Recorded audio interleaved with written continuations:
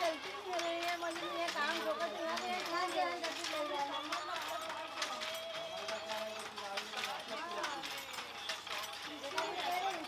सुनील को क्या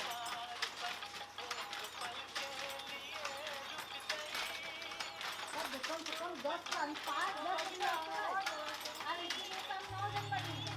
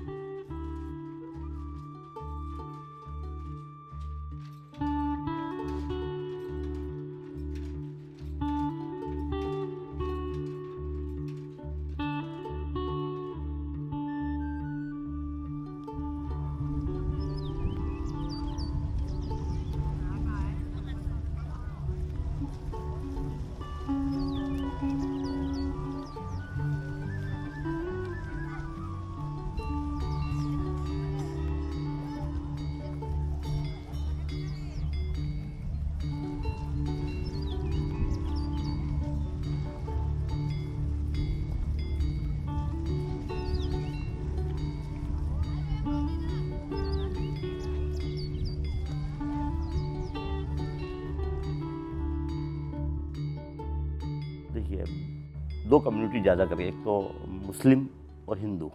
हिंदुओं में भी हमारा जो समाज है, पहले मारू समाज कहलाता था। ये लोग, इन लोगों को अहिल्याबाई द्वारा, ऐसा बताते हैं, ये मांडव से लाया गया और यहाँ पर ये बुनाई उद्योग प्रारंभ किया गया है।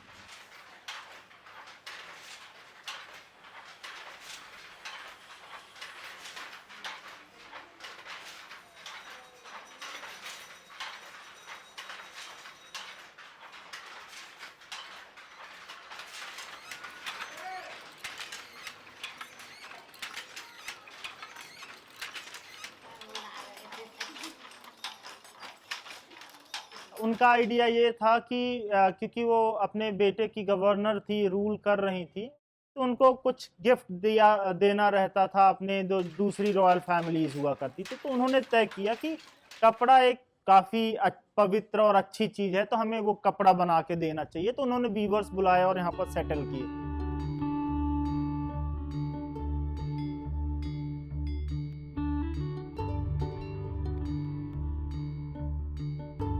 My husband's family were the rulers of this particular area of Madhya Pradesh, a state called Indore, and they were also the traditional patrons of Maheshwar's handloom weaving community.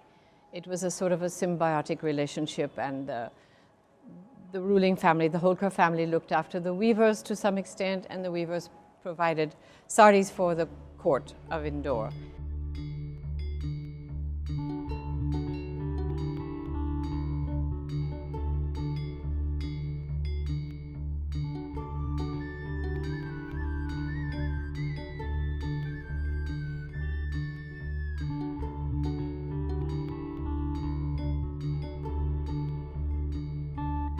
तो मराठी पैटर्न की ही साड़ियाँ ज़्यादा बनती थी और उनके कस्टमर भी जो थे, ग्राहक, वो भी महाराष्ट्र लोग थे। तो एक सीमित क्षेत्र में ही सीमित लोग उसके कस्टमर थे। परिस्थिति बस अप डाउन इसलिए चलता रहता था, मार्केट उतना बढ़िया नहीं था। और ये अप डाउन चलने से बुनकर लोग धीरे धीरे अपनी रोजी रोटी के लिए पलायन हुआ उनका। अधिकांश लोग जो हैं वो इंदौर, सूरत, अहमदाबाद, जहाँ भी उनको रोज़गार मिला, और पॉपुलेशन धीरे धीरे महेश्वर की कम होती गई। एक समय आया था जब महेश्वर की पॉपुलेशन 5000-6000 पे टिक गई थी।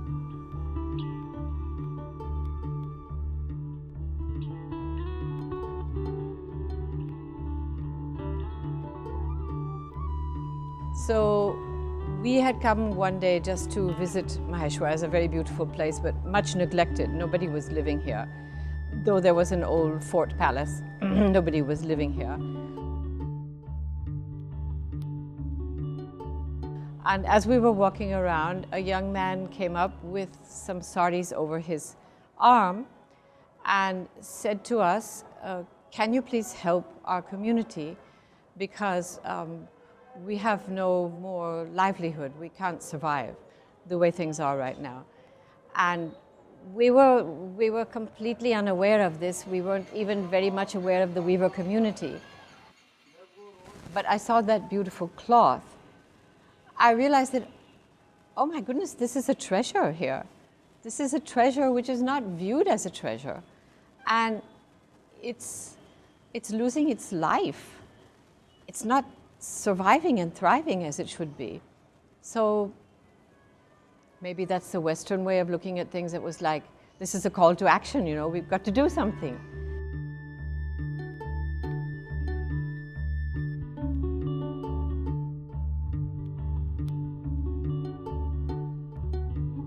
तो उन्होंने जो 1978 में रेवा सोसाइटी बनाई और बहुत ही रियल और बहुत ही ऐसा ऑब्जेक्टिव सेट किया जो कि अचीव किया जा सके कि महिलाओं का इन्वॉल्वमेंट बढ़ाया जाए हैंडलूम में, दूसरा डिज़ाइन इनपुट दिया जाए और मार्केटिंग की जाए। इन्होंने उसका पैटर्न बदल दिया महेश्वरी साड़ियों का। महाराष्ट्र पैटर्न के बजाय ऑल इंडिया में जो जनरल पैटर्न चलता है वो बनाया और उसका मार्केट भी एग्जीबिशन के द्वारा डेवलप किया। हर बड़ी सिटियों में, मेट्रोपोलिटन सिटी में एग्जीबिशन लगाना और प्रचार करना। उनके देखते हुए गांव के बुनकर भी उसी लाइन में लगे, उन्होंने भी अपना मार्केट डेवलप किया, नई वैरायटी पे आए और काम चालू हुआ है।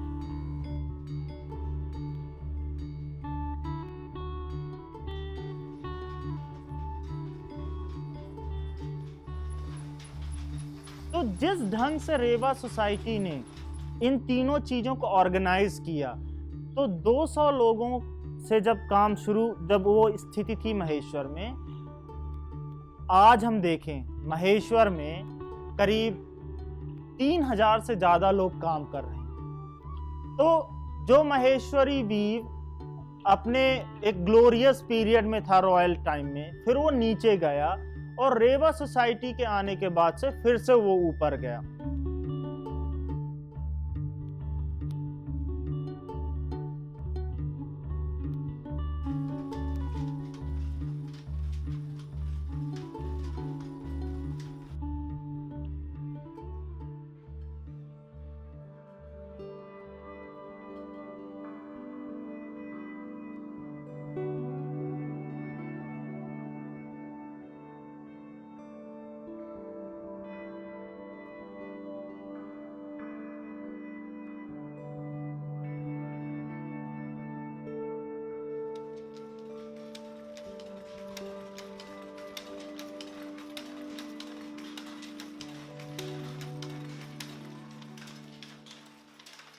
वहाँ स्थिति काम की बहुत पोजीशन बहुत डाउन है, तो हम लोग यहाँ पर काम करने आते हैं ताकि 2-4 पैसे हम कमा सकें।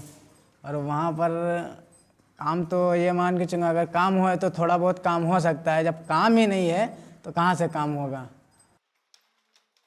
क्योंकि वहाँ पर आबादी ज़्यादा है। तो इस वजह से अगर 10 घर का काम आया है 100 घर तो नहीं पूर्ति हो पाती है, इस वजह से हमको यहाँ पर आना पड़ा।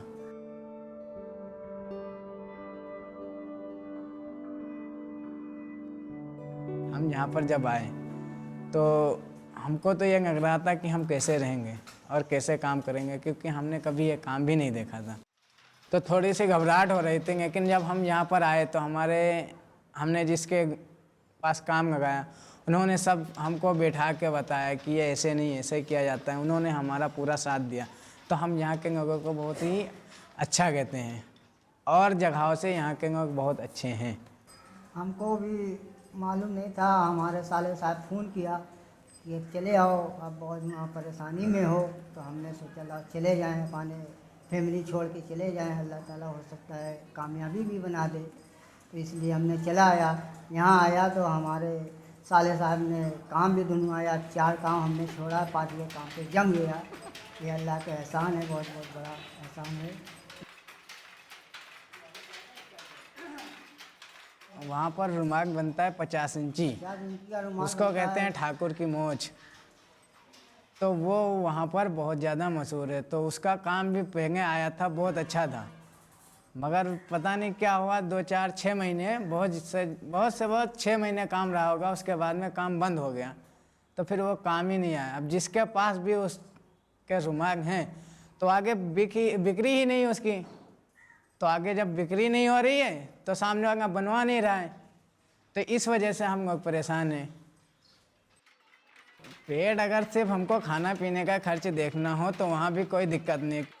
अब मसला ये है कि हमको सिर्फ खाना ही नहीं बल्कि कई तरीके के खर्च हैं। हमको कपड़ा भी पहनना है और बाकी जो ज़रूरती सामान है। उसके बाद में अगर कोई अचानक बीमार हो गया तो करीबन कोई ऐसी भी बीमारी आ जाती है कि रखा रखा अगर 1-1.5 रुपया भी है तो वो भी खर्च हो जाता है। तो हमको ये भी देखना है कि अगले इंसान की दवा हो रही है, हमको उसकी दवा भी करना है। फलाने इंसान को ये चीज़ लग रही है, हमको वो चीज़ देना है। सिर्फ खाने से ही मुताबिक नहीं है। तो अगर वहाँ पर 100% हम कमा रहे हैं और यहाँ पर 1000% है तो हमको यहाँ पर पूर्ति ज़्यादा हो जाएगी, वहाँ पर 100% वो कम पड़ेगा। इस वजह से यहाँ पर रहते हैं।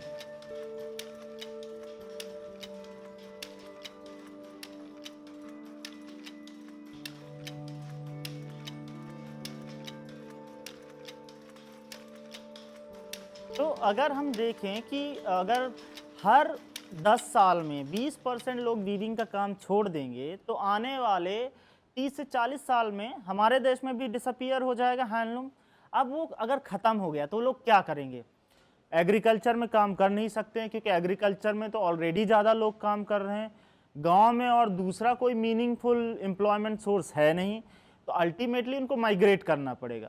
तो आप ये सोचिए कि ये जो 43 लाख लोग आज भी लगे हुए हैं वीविंग में, अगर ये लोगों के पास हैंडलूम नहीं बचा तो ये क्या सारे लोग शहरों में जाएंगे? क्या शहरों में इतना काम मिलेगा और क्या इनके लिए एक अच्छी लाइफ होगी?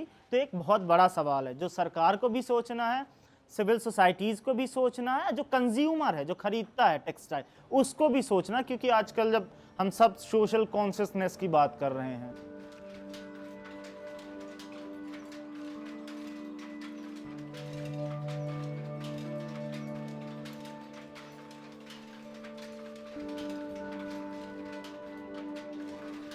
I see that ironically, tragically, as India is thinking of terminating its handloom by putting it in direct competition with mechanized weaving, the world's desire for and appreciation of handmade things, including textiles, is growing in leaps and bounds. Everyone who writes to us to order something on email, they say, please, when you send us the textile, send us a photograph of the woman who wove it also. They want to know the whole story. It's the story that's selling now, as well as the product, in all things, I think. So it would be a terrible shame if this country does not support its handloom, and it would be a shame for rural India.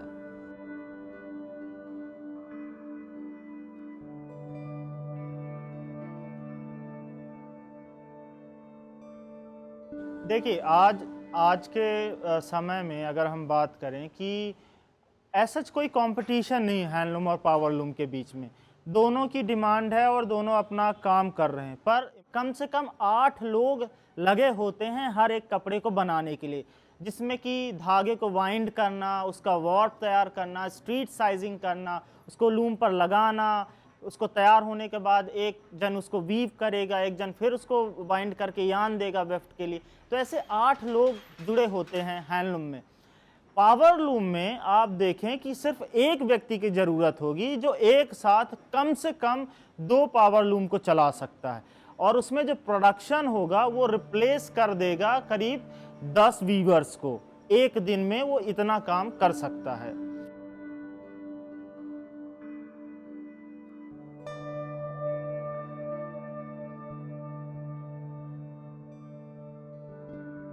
और फिर आप दूसरे और aspect देखिए कि जिस ढंग से हमारा जो फ्यूल है, जो नॉन कन्वेंशनल एनर्जी सोर्सेस हैं, जिस ढंग से वो कम होते जा रहे हैं और महंगे होते जा रहे हैं।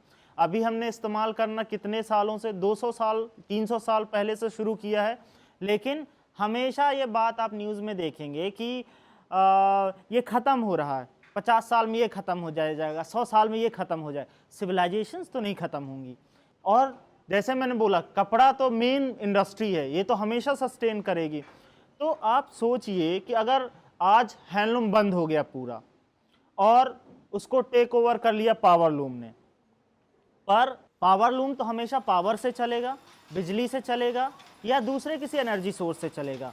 ये दिन ब दिन महंगा होता जाएगा। तो जब ये महंगा होगा तो इसकी कॉस्ट तो पावरलूम की हमारे कपड़े में जुड़ेगी। तो आज जो कपड़ा हमें लगता है कि पावरलूम का सस्ता है, आप क्या सोच सकते हैं कि 50 साल बाद भी सस्ता होगा जब बिजली बहुत महंगी हो जाएगी।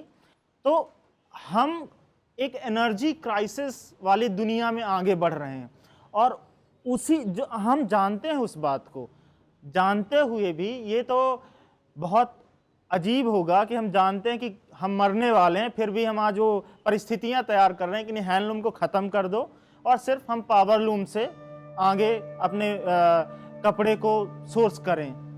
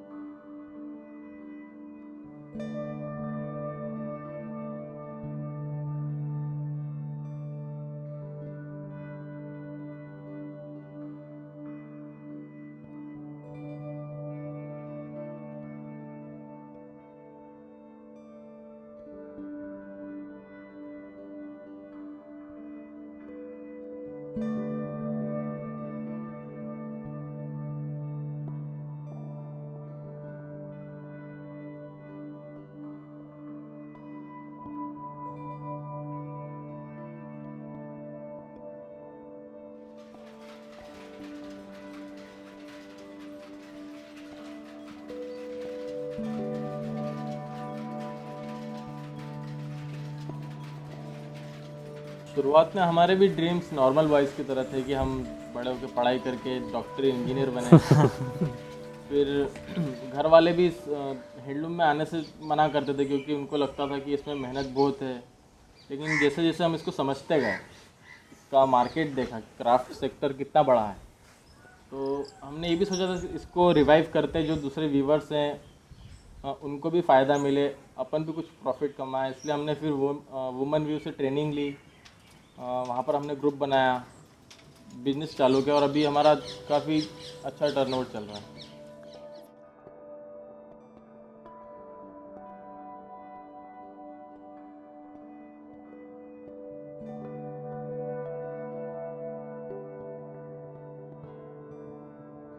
हमने एक्टिवली फैब्रिकेशन में काम पिछले 2-3 साल से स्टार्ट किया है, जो ग्रेजुअली इंक्रीज़ होता जा रहा है और हम फैब्रिकेशन में रहकर बहुत अच्छा काम कर रहे हैं और उम्मीद करते हैं कि फैब्रिकेशन बहुत आगे तक जाएगा।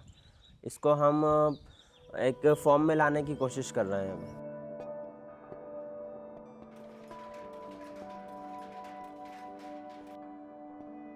इनिशियली स्टेज में जब हमने स्टार्ट किया था तो मोस्टली हम लोगों का सभी का यही प्लान था कि एक कोई इंजीनियर बनना है या कोई डॉक्टर बनना है या कोई वकील बनना है। लेकिन जब हमें इसकी वैल्यू पता चली, जो हमारे हाथों में जो गोल्ड है, वो कहते हैं ना कि we have golds in our hand and we don't know it. तो जब से हमें इसकी वैल्यू पता चली है, जब से हम लोगों ने इंटरेस्ट से काम करना स्टार्ट किया और पेरेंट्स की जो पेरेंट्स और ग्रैंड पेरेंट्स का जो ट्रेडिशन चलता हुआ आ रहा था, तो उसको कंटिन्यू करने के लिए सोचा और इस क्राफ्ट की इज्जत करने के लिए ध्यान दिया।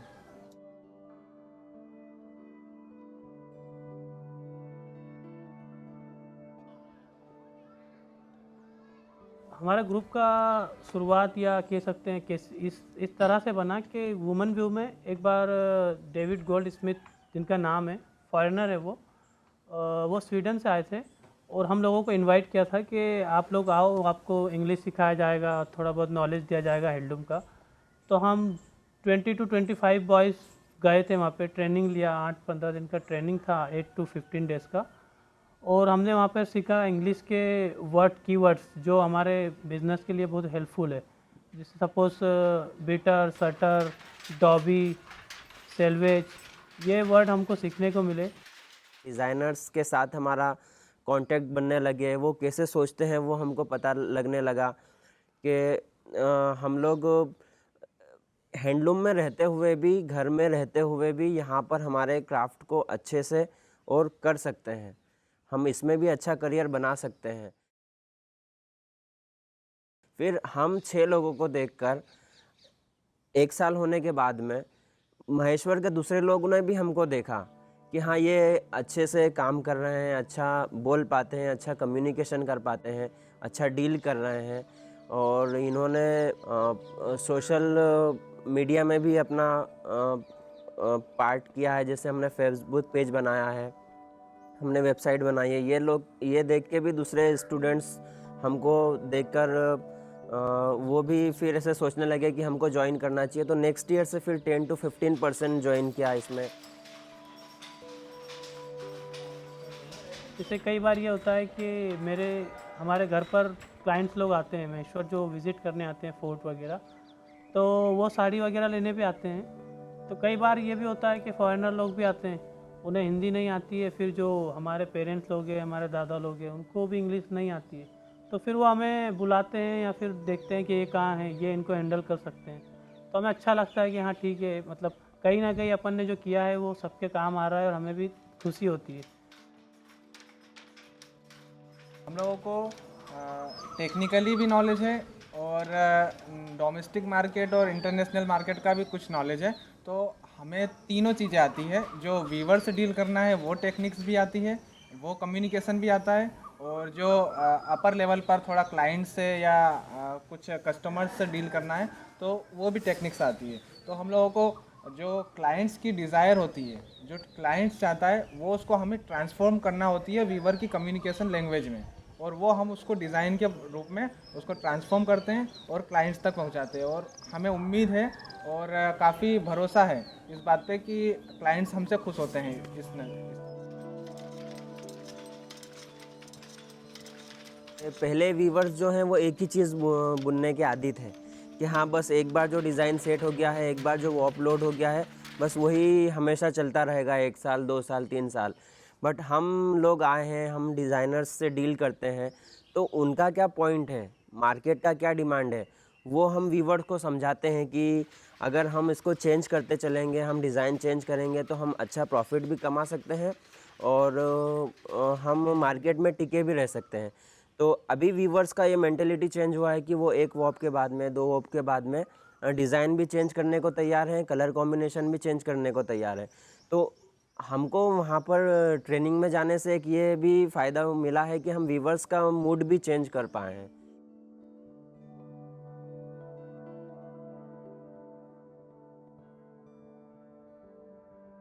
आज हम जब भी नई डिज़ाइन बनाते हैं तो कस्टमर्स के अकॉर्डिंग बनाते हैं। इंटरनेट के ज़रिए हम कुछ इन्फॉर्मेशन गैदर करने की कोशिश करते हैं और कुछ कलर कॉम्बिनेशन के बारे में भी जानते हैं सीज़न के अकॉर्डिंग। तो उससे भी हमें काफ़ी सहायता मिलती है और इसका इम्पैक्ट भी जब फाइनल कस्टमर तक जाता है तो उससे भी हमें एडवांटेज मिलता है और काफ़ी प्रभावित होते हैं वो।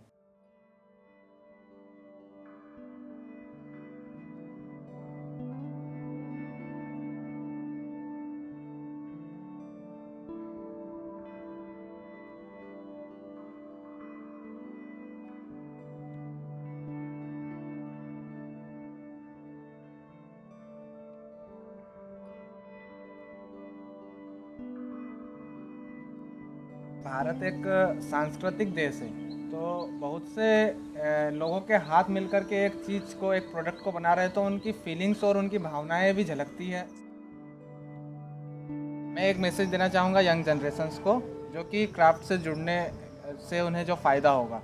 हम लोग कोई भी प्रोफेशन या कोई भी जॉब करते हैं तो फ्यूचर ओरिएंटेड करते हैं और पैसे को ध्यान में रखते हुए करते हैं कि हमें कितना पैसा मिलेगा इससे। और एक तरीका होता है संस्कृति को ध्यान में रखते हुए। काफ़ी NGOs और फाउंडर्स काम कर रहे हैं, वो सिर्फ इसलिए नहीं कर रहे हैं कि उन्हें पैसा चाहिए, पैसा उनके पास है, लेकिन उन्हें एक संस्कृति को बचाना है, एक वैल्यू को बचाना है, एक क्राफ्ट को बचाना है, इसलिए वो काम कर रहे हैं। तो अगर हम इन दोनों चीज़ों के लिए काम करें तो यह होगा एक स्मार्ट तरीका जो कि क्राफ्ट से जुड़ा हुआ है। अगर आपको पैसा तो मिल रहा है, प्रॉफिट भी मिल रहा है, आपका लाइवलीहुड जीवन अच्छे तरीके से जिया जा सकता है क्राफ्ट से जुड़कर, तो इस तरीके से स्मार्ट जाया जा सकता है यंग जनरेशन्स को कि क्राफ्ट को भी बचा हुआ है, हमारी संस्कृति भी बची हुई है और हमारे जीवन जीने के लिए हमें अच्छा पैसा भी मिल रहा है, जो कि इंटरनेशनल मार्केट इसकी कद्र कर रहा है। हमें बहुत ब्राइट फ्यूचर इसका दिखता है, क्योंकि हम आप जैसे जो शहर के लोग हैं 4 साल 6 साल डिज़ाइन स्कूल में जाते हैं और जो भी बनाते हैं वो बहुत आसानी से बिक जाता। आप सोचो जो टेक्निकली जो इतने साउंड लोग हैं जिन्होंने बच्चे थे तब से वीविंग जानते हैं, उनको भी वही स्किल मिल जाए तो आप देखो कितना बड़ा चेंज आ सकता है इस इंडस्ट्री में। और हम लोग, हमारा देश ना लीडर होगा इस चीज़ के लिए।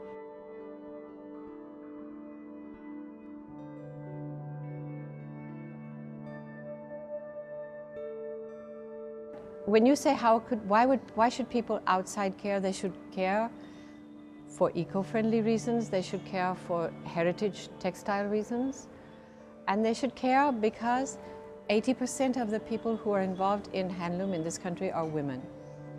And I think it's we women who care a lot about a lot of things, so we can care about employment for women in rural India. बुनकरों के लिए कहना चाहता हूँ कि वे क्वालिटी पर ध्यान दें, अच्छी क्वालिटी का अलग अलग वैरायटी की चीज़ें बनाएं तो अपना मार्केट बना रहेगा। कस्टमर के लिए ये है कि भाई हाथ का काम है, लोगों को रोज़गार प्राप्त होता है, तो इसकी कीमत के बारे में थोड़ा सा ये नहीं सोचे कि हमको पावरलूम की सस्ती मिलती है, हैंडलूम की महंगी मिलती है। महंगी मिलने का कारण ये है कि उसमें वेजेस बहुत लगती है और इनके पैसे से कुछ न कुछ रोज़गार प्राप्त हो रहा है, इस तरफ ध्यान दें। और ये कला है जो जिंदा रहेगी, यदि नहीं मिल पाया तो धीरे धीरे लोग छोड़ देंगे, इससे बेरोजगारी फैलेगी तो इनाल में पूरा देश या राष्ट्र जो भी है वो नीचे ही आएगा। बेरोजगार जहाँ बड़ी भी है वहाँ पर देश उन्नति नहीं कर पाता। और मैं ये चाहता हूँ कि मतलब मैं ही नहीं बल्कि जो भी इससे जुड़ जाए वो इसी में हो जाए, क्योंकि ये काम में इतनी बरकत खुदा ने दी है, इतनी बरकत है कि वाकई में किसी काम में इतनी बरकत नहीं है। ये अंसारियों के दिनों से पूछो कि इस काम में कितनी बरकत है। अगर वो कोई दूसरा काम करता होता है तो उसकी पूर्ति नहीं होती है, लेकिन जब बुनकर का काम करता है तो उसकी कितना भी कम वो काम करें लेकिन उसकी पूर्ति हो जाती है। तो इसलिए मैं चाहता हूँ कि मेरे यूपी में भी इसका काम आ जाए भरपूर, ताकि हमको घर से बेघर नहीं होना पड़े और महेश्वर में भी खुदा इसकी मतलब और भी ज़्यादा उठा दे, जितना है उससे कहीं ज़्यादा उठा दे। जो इंडस्ट्रियल रेवोल्यूशन था उसके बाद से लेकर अगर आज का आप समय देखें 200 साल हुए होंगे लगभग। इन 200 सालों में हर जगह से हैंडलूम डिसअपीयर हो गया। आज 90% जो हैंडलूम है, हैंडलूम में जो टेक्सटाइल बनता है वो इंडिया में बनता है। और टेक्सटाइल एक ऐसी चीज़ है कि हमारा एक बहुत बड़ा सोर्स होगा हमारी गवर्नमेंट के रेवेन्यू के लिए, और गवर्नमेंट को सोचना चाहिए कि हमारे एसेट है, इसको हमें बचा के रखना। अगर हमने 50 साल बचा के रख लिया तो इतना ब्राइट फ्यूचर हमारे देश का होगा। जो हम बोलते थे ना सोने की चिड़िया, हम क्या बेचते थे? मसाला और कपड़ा ही तो बेचते थे। अभी भी हमारे पास वही चीज़ है। तो सोचने की बात है और तय करने की कि हम किस डायरेक्शन में जाना चाहते हैं।